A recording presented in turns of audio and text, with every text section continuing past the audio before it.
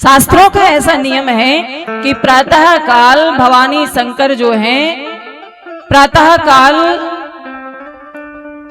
पूरे संसार का भ्रमण करते हैं। भवानी शंकर देखभाल करते हैं, सबकी देखरेख करते हैं। कोई दुखी तो नहीं है, कोई भूखा तो नहीं मर रहा, कोई परेशान तो नहीं है, सबको देखते हैं। और हम लोग देखते थे, प्राचीन व्यवस्था हमारे यहाँ आज भी कई घरों में देखते हैं कि सुबह सुबह उठ करके माताएं देहरी पर गाय के गोबर से चौका लगाती थी, सुंदर दीपक जलाती थी, पुष्प चढ़ाती थी दहलीज पर। दहलीज की पूजा क्यों होती है भाई? उस पर तो सब चप्पल जूते लेके पहन करके और निकल के अंदर जाते हैं।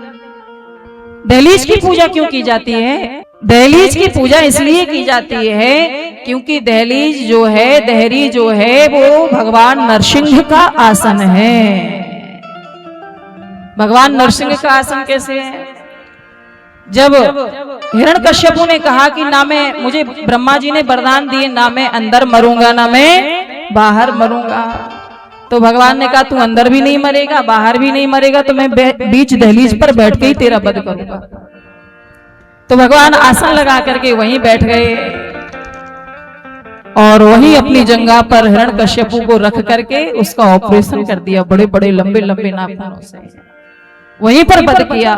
तो कहने का तात्पर्य है कि दहलीज की पूजा इसलिए होती है, ये परंपरा इसलिए है, जल छिड़कना, चौका लगाना, गाय के गोबर से लेपन करना, अक्षत पुष्प चढ़ाना, दीपक जलाना, क्योंकि वो भगवान नरसिंह का आसन है, भगवान वहां पर बैठे थे। तो सुबह सुबह भवानी शंकर जब भ्रमण करने के लिए निकलते हैं, कभी भी देर तक सूर्य उदय के बाद तक हमें घर में सोना नहीं चाहिए। जल्दी उठ जाओ, जल्दी से स्नान आदि से निवृत्त करके घर में साफ सफाई करके उसके बाद भले ही फिर दोपहर में दोबारा सो जाओ। कभी भी घर में रात्रि के समय जूठे बर्तन ढेर लगे नहीं छोड़ने चाहिए,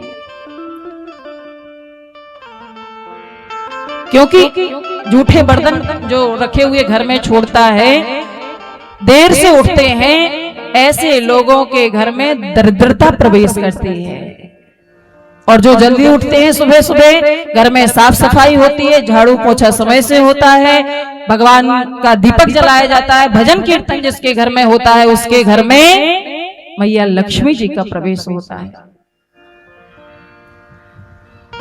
तो इस प्रकार से भवानी शंकर जो है, जगत मातु पितु शंभु भवानी, सुबह सुबह भवानी शंकर भगवान रोज भ्रमण करने निकलते हैं। कोई दुखी तो नहीं है, कोई परेशान तो, सबकी देख रेख, क्योंकि जगत के माता पिता हैं।